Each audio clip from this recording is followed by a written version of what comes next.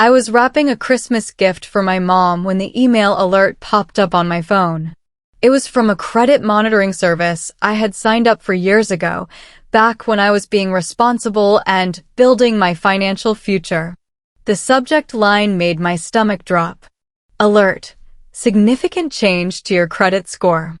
I opened it with shaking hands. My credit score had dropped 112 points. In one day, I scrolled down, confused and panicked, until I saw it. A new loan. A massive one. $85,000. Secured by a property address I knew by heart. My parents' house. The house I grew up in. Except the loan was not in their names. It was in mine. My name was on the paperwork as the primary borrower. I stared at my phone, the Christmas music playing softly in the background, the half-wrapped present sitting forgotten on my coffee table. This had to be a mistake. Identity theft. A clerical error. Something. Anything except what my gut was already telling me it was. I grabbed my coat and drove to my parents' house, my heart pounding the entire way. It was Christmas Eve, and my world was about to shatter. When I walked into my parents' living room, they were all there. My mom, my dad, and my brother Anthony. The Christmas tree lights were twinkling in the corner. Holiday decorations covered every surface. It should have been warm and festive. Instead, it felt like walking into an ambush. They were sitting there, waiting. Their faces were grim. Not surprised. Not confused. Grim. Like they had been expecting me. My dad spoke first, not even letting me ask the question. "Jessica, we need to talk about a loan." His voice was heavy. Resigned. I felt my knees go weak. "What loan?" I asked, even though I already knew. He explained that Anthony's business was failing. His latest venture, some kind of tech startup that was supposed to change everything, was about to collapse completely. They had already given him all their savings. They had maxed out their credit cards. They had taken out a home equity line years ago that was tapped out. There was nowhere else to turn. "You have good credit, honey," my mom said, her eyes filling with tears. "We will make the payments. We promise." We just needed the loan to go through. We had no choice. No choice. They had no choice but to commit fraud using my identity. To destroy my credit. To gamble my future on Anthony's failing business. Without even asking me. My hands were shaking as I asked to see the documents. My dad pulled out a folder from the drawer in the coffee table. Like he had been prepared for this moment. He handed me the loan papers. I flipped through them, my vision blurring with tears. And there it was. My signature. Except it was not my signature. It was close. Someone had practiced. But I knew my own handwriting. This was not it. "Who signed these?" I asked, my voice barely above a whisper. Silence. Then my mom spoke. "Your Uncle Steve. He is a notary. We asked him to help us." My uncle. A family conspiracy. They had forged my signature and had my own uncle notarize the fraud. It was all a family affair. And I was the last one to know. I looked at Anthony. He was sitting in the corner, staring at his hands. "It will work out, Jess," he mumbled, not meeting my eyes. "The business just needs this bridge loan. I have clients ready to sign. Big contracts. This will all get paid back in 6 months." But I saw the panic in his eyes. The desperation. His business was not about to turn around. It was already sinking. And my parents had tied my financial future to the anchor dragging him down. They promised. Over and over that night, they promised. They would make every single payment. I would not have to worry about anything. My credit would be fine. They just needed my name to get the loan approved because their credit was shot. "Family helps family," my dad said, his voice firm. Like this was normal. Like what they did was justified. I left that night feeling numb. Angry. Betrayed. but also guilty. They were my parents. Anthony was my brother. Was I supposed to destroy the family over this? Was I supposed to call the police and report them for fraud? I went home and cried until I had no tears left. And then January came. The first payment was due on the 15th. I checked my bank account obsessively, waiting to see if they would keep their promise. The 15th came and went. No payment. On the 20th, I got a notice. Late payment. Penalty fees. Another hit to my credit score. I called my mom, my voice shaking. You said you would make the payments. Her voice was tense, defensive. Anthony is waiting on a client payment. It is just a hiccup, sweetie. Can you cover it this month? Just this once. For the first time in my life, I said the word I should have said on Christmas Eve. No. My job at the credit union became my refuge. I was a loan processor, which was darkly ironic given my situation. I sat at my orderly desk in my quiet cubicle, processing other people's loan applications, watching their dreams get approved or denied based on credit scores, income verification, debt-to-income ratios. All the things I used to have in perfect order. All the things my family had destroyed. My boss, Susan, was a kind woman in her 50s who had worked at the credit union for 20 years. She noticed my stress. Everything okay, Jessica? She asked one afternoon, stopping by my desk. I forced a smile. Just family stuff. I will be fine. She nodded, understanding that some things were private. But she also squeezed my shoulder. You know where my office is if you need anything. I buried myself in work. It was the only place where things made sense. Where there were rules. Where people could not just forge your name and expect you to clean up their mess. Where actions had consequences. I processed loan after loan, and with each one, I felt the injustice of my own situation burning hotter. These strangers had to prove they were trustworthy. But my own family had just taken what they wanted without permission. By February, the bank was calling me. Not my parents. Me. Because legally, I was the borrower. I was the one responsible. I had ignored the calls for a week before I finally went back to my parents' house. I was done being polite. Done being the good daughter. I walked in without knocking, found them in the kitchen, and slammed the stack of notices on the table. Late payment. Penalty fees. Credit score alerts. You have to fix this, I said, my voice flat and cold. My dad's face went red. We are family, Jessica. You would let them take this house? After everything we have done for you? After we raised you, fed you, paid for your college. I felt something break inside me. The last piece of obligation. The last thread of guilt. You stole from me, I whispered. You forged my signature. You destroyed my credit. You did not ask. You just took. My mom started crying. Anthony stood up, defensive. We will figure it out, Jess. Stop being dramatic. Dramatic. I was being dramatic. I left without another word. But something had shifted. I was done protecting them from their own choices. I was done being the solution to their problems. This time, they were going to face the consequences. That night, I did not sleep. I sat at my kitchen table with my laptop and researched. I learned about foreclosure timelines, about debtor rights, about fraud reporting. I learned that if I reported the forgery, my parents could face criminal charges. Identity theft. Fraud. They could go to jail. My own parents. I felt sick.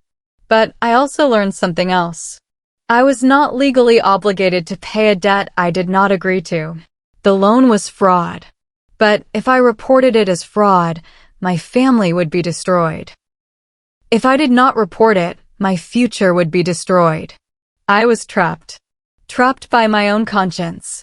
By my own inability to hurt the people who had hurt me. I read through page after page of legal information. I read stories from other people who had been victims of family fraud. So many of them had just paid, had just taken on the debt to keep the peace, had sacrificed their own futures to protect their families. But I also read stories from people who had fought back, who had reported the fraud, who had chosen themselves. And I realized I had a choice. A hard, terrible choice. But a choice nonetheless. The next morning, I called a lawyer. I used money from my small savings account, the one I had been building to eventually buy my own house. The lawyer's office was downtown, in a tall building that smelled like coffee and old paper. Her name was Patricia, and she was calm and direct. She listened to my story without interrupting. Then she laid out my options in clear, simple terms. You have two paths, she said. Path 1, you file a police report for identity theft. The debt is not yours. Your credit is restored. But your parents and potentially your uncle will face criminal charges. Fraud charges. I felt my stomach turn. Path 2, you do not assume the debt. You do not sign anything else. You let the bank follow its normal procedures. They will go after the collateral, which is your parents' house. You will not pay, but you also will not report the fraud. She leaned back in her chair. Either way, Jessica, your family is going to be angry. Your choice will define your relationship with them forever. You need to decide what you can live with. I left her office with a heavy heart but a clear mind. I knew which path I was going to take. I was not going to send my parents to jail. But I was also not going to sacrifice myself to save them. In March, the bank sent me a proposal. They wanted to avoid foreclosure. It was messy, expensive, and bad for their bottom line. So they offered a solution. They would refinance the entire loan in my name. Officially. Legally. I would sign new paperwork, taking on the debt completely. In exchange, they would work out a payment plan. My parents would be off the hook legally. It would all be on me. The proposal arrived in a thick envelope. I opened it at my kitchen table, read through every page, and then set it down. My parents called within an hour. They had received the same proposal. This is perfect, Jessica, my mom said, her voice bright with relief. You just sign the papers and everything is fixed. We can work together to make the payments. My dad got on the line. This is the responsible thing to do. This is what family does. The packet of papers sat on my kitchen table for days. A sleeping snake. A trap disguised as a solution. All I had to do was sign. All I had to do was officially take on the debt my parents had created in my name. All I had to do was sacrifice my financial future to save theirs. The pen sat next to the papers. Waiting. At work, Susan called me into her office. The regional manager was there too, a man named David who I had only met once before. I was immediately nervous, thinking I had done something wrong. But Susan was smiling. Jessica, she said, gesturing for me to sit. Your work here has been exceptional. Your accuracy rate is the highest in the branch. Your attention to detail is remarkable. David nodded. We are creating a new position. Quality Control Supervisor. We need someone who understands our processes, who can train others, who can maintain the high standards we pride ourselves on. Susan leaned forward. We want you for the role. It comes with a significant raise. A title. Your own small team. I stared at them, unable to process. A promotion. A real, substantial promotion. My own future, solid and bright, was being offered to me. While at home, that packet of papers sat on my table, asking me to sign away this exact future. I accept, I said, my voice stronger than I felt. Thank you. When I left Susan's office, I felt something shift inside me. I had value. Real value. Value that was mine. And I was not going to trade it for my family's mistakes. That night, I sat at my kitchen table with the refinancing papers in front of me. I picked up the pen. My hand shook. I thought about everything. My destroyed credit score. My parents' broken promises. Anthony's endless cycle of failed businesses and my parents' endless cycle of enabling him. I thought about the house. The home I grew up in. Every Christmas morning. Every birthday party. Every memory. But I also thought about the forged signature. The betrayal. The way they had not asked, had not cared, had just taken what they wanted and assumed I would fix it. I thought about my new job title. Quality Control Supervisor. My own team. My own future. I put the pen down. I picked up the papers and placed them in a drawer. And I locked it. I pulled out my laptop and wrote an email to the bank. I will not be assuming this debt. The loan was taken without my knowledge or consent. Please direct all future communications to the co-signers at the property address. I hit send before I could change my mind. Then I blocked my parents' numbers. I was done explaining. Done defending. Done negotiating. The decision was made. The silence was immediate and suffocating. I stopped answering calls from family members. I changed my cell phone number. I communicated only through email and only when absolutely necessary. Cold, factual emails forwarding bank notices. No explanations. No apologies. No justifications. My last email to my parents was short. I will not be assuming this debt. You need to deal with the bank directly. The responses were frantic, angry, desperate. My dad called me selfish. My mom begged. Anthony sent me long text messages about how I was destroying the family. Cousins, aunts, uncles I barely spoke to reached out, all with the same message. How could I do this to my parents? How could I be so cruel? But none of them knew the full story.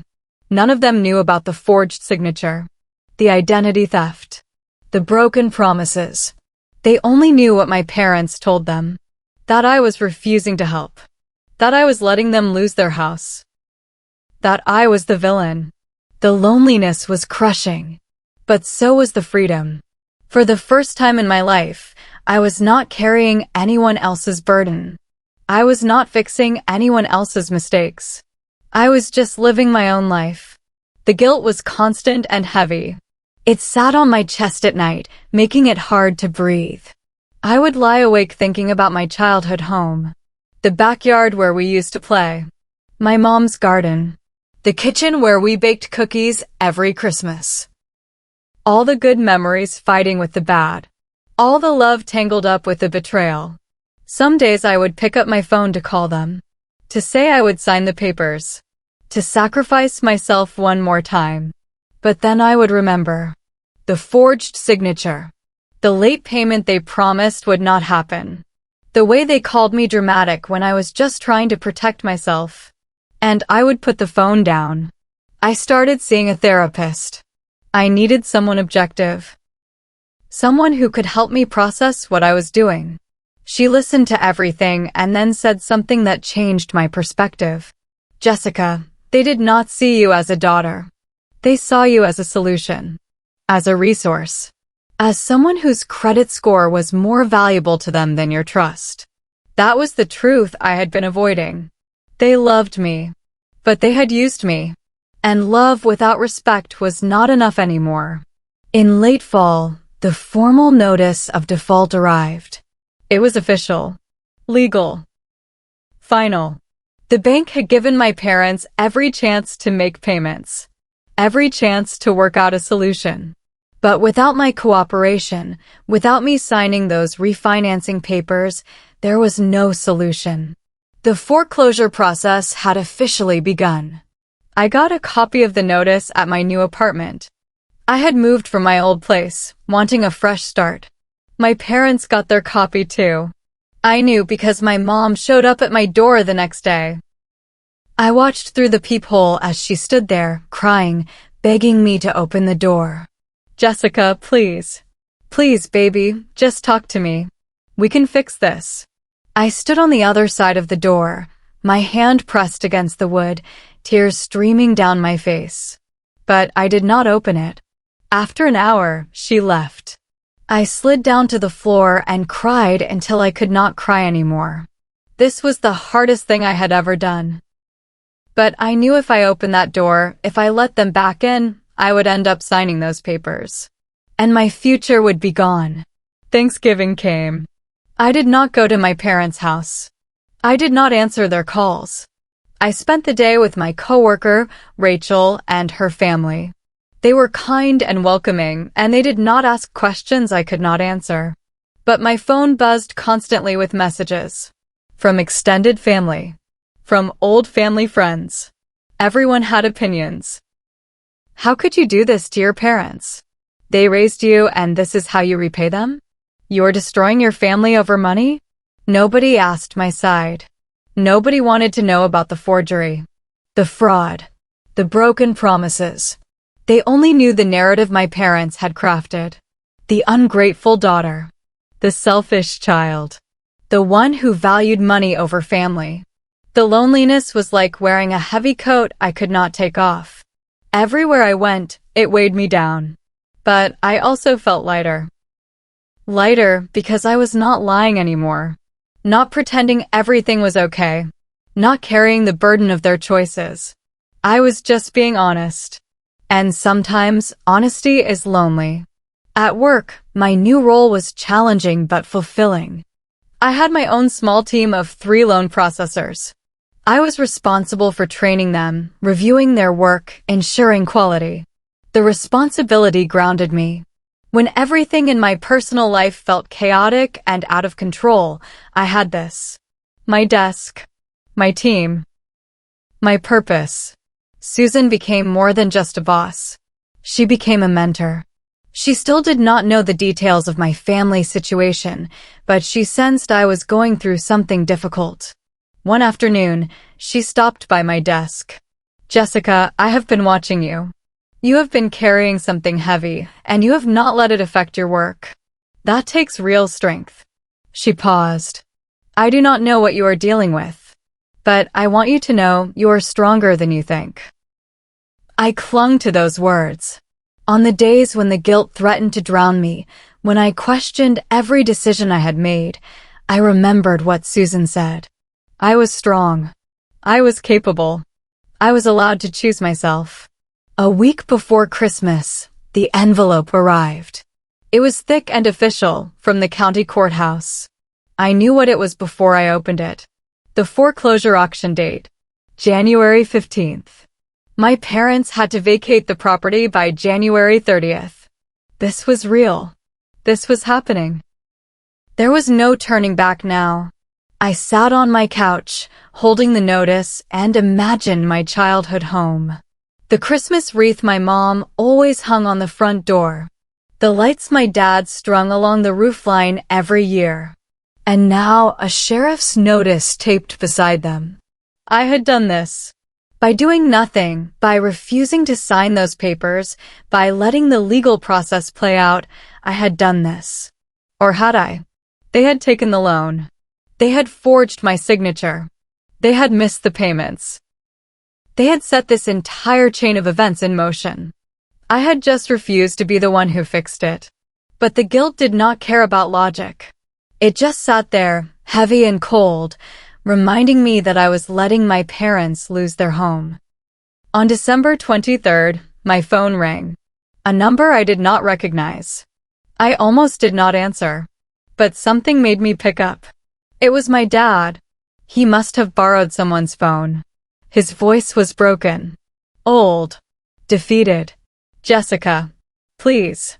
I am begging you. Sign the papers. We will give you the house. After this is over, after the refinancing, we will give you the deed. You will own it. Just take the loan. Please. Save the family home. It was the ultimate insult. They wanted me to buy my own childhood home by taking on a debt they had created through fraud. They wanted me to pay for their mistakes and call it a gift. No, Dad, I said softly. My voice was calm. Resolved. I am not doing this. You created this situation. You deal with the consequences. He started to cry. My father, who I had never heard cry in my entire life, was crying. Please, baby. Please do not do this to us. I closed my eyes. I am not doing anything to you. You did this. To me. To yourselves. Goodbye, Dad. I hung up. And I blocked that number too. I spent Christmas Day alone in my apartment. It was sad, quiet, lonely, but it was also peaceful.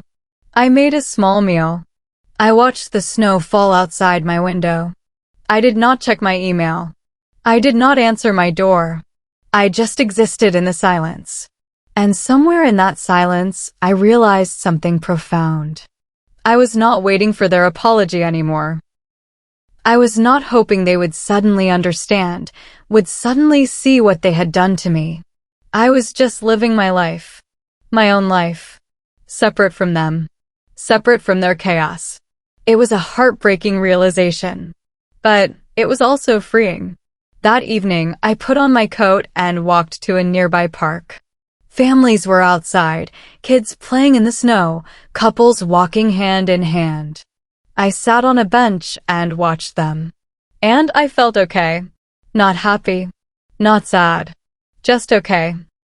And after the year I had been through, okay felt like a gift. A quiet, gentle gift I was giving myself. The gift of letting go. On New Year's Eve, they demanded a meeting. The email came from my mom's account. We need to talk. Face to face. Please, Jessica. One last time. New Year's Eve. 6 p.m. At the house. I should not have gone. Every rational part of my brain told me to ignore it. But I needed closure. I needed to say what I needed to say. So I agreed. I drove to the house, my hands sweating on the steering wheel, my heart pounding. The house looked different. Sad somehow. The Christmas decorations were still up, but the lights were off. Inside was dark except for the living room lamp. I knocked and walked in. They were all there. Mom, Dad, Anthony, waiting for me. The air was thick with tension and desperation. This was the final scene. The last act. The moment where everything would either shatter completely or somehow, impossibly, be repaired. My dad gestured to the couch. Sit down, Jessica. Please. I sat, but on the edge. Ready to leave. Ready for this to be over. Anthony spoke first. He stood up, his face red, his voice loud. You are destroying this family, Jessica. You are being selfish and cruel, and you do not even care. This house, our childhood home, and you are just going to let them take it?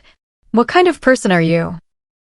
He kept going, yelling, calling me names, telling me I was a monster. I let him run out of steam. Let him exhaust himself with his anger. When he finally stopped, when the silence settled heavy in the room, I reached into my bag. Slowly, calmly, I pulled out a folder. Inside were copies of everything. The forged loan documents, the bank notices, the late payment records, a printout of my credit report from last Christmas showing my perfect score, and another printout from today showing the destruction. I laid them on the coffee table one by one, methodically, like evidence in a trial, because that is what this was. They were on trial for what they had done.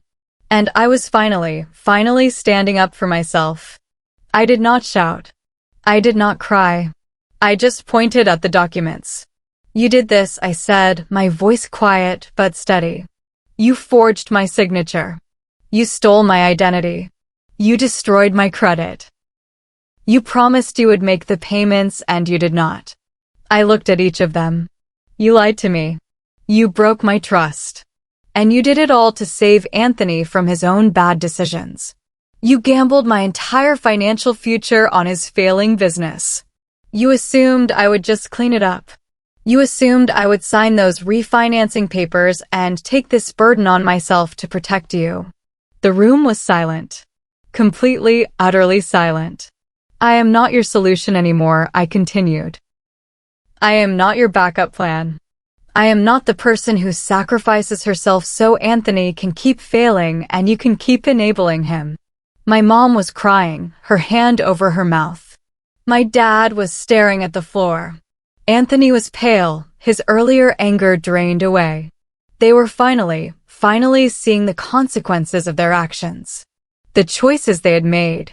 The daughter they had betrayed. So yes, I said, the bank is going to foreclose. But I did not do that. You did. You pledged this house.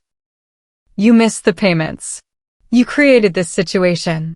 I am just not stopping what you already set in motion. My dad's voice when he finally spoke was barely a whisper. So you will just let them take it? On January 15th, I looked around the familiar living room.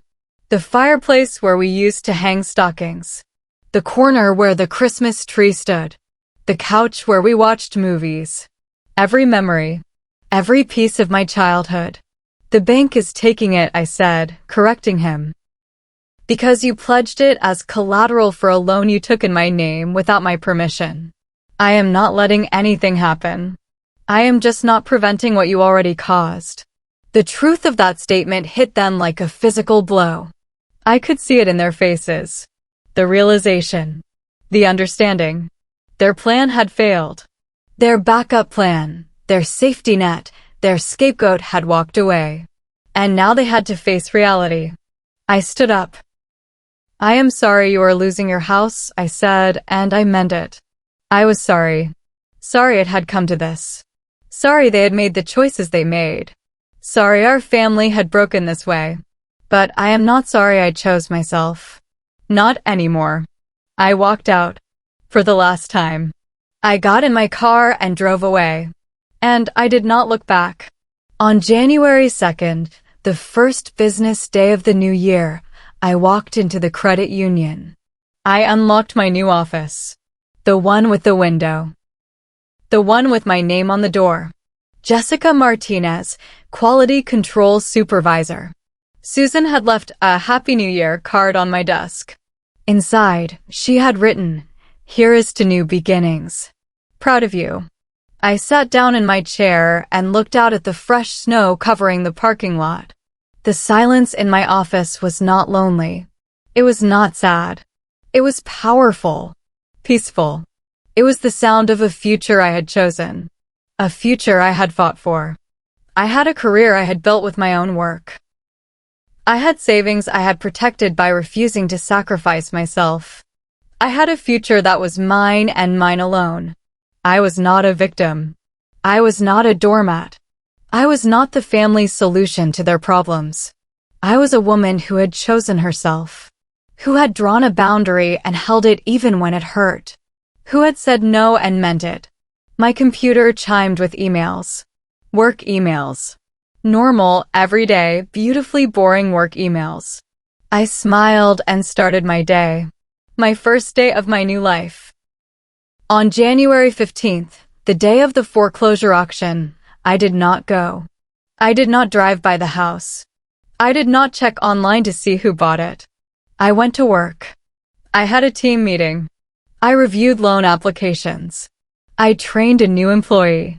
I lived my normal, quiet, stable life. After work, I drove to a different part of town.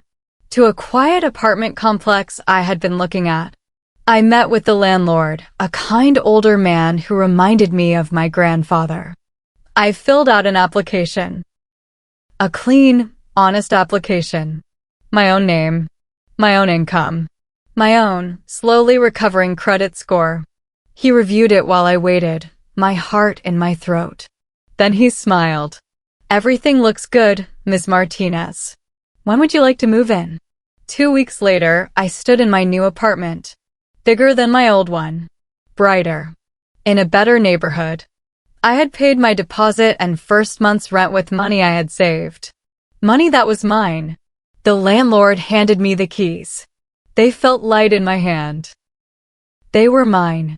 They represented a promise I had made to myself on New Year's Eve. Never again. Never again would I sacrifice my future for someone else's mistakes. Never again would I let family obligation become family manipulation. Never again would I be the solution to problems I did not create. The old house was gone. The old debt was not mine. The old Jessica, the one who always said yes, who always fixed things, who always put everyone else first, was gone too. My new year, my real life, started right then. With keys in my hand and a future full of possibilities. Possibilities I had earned by choosing myself.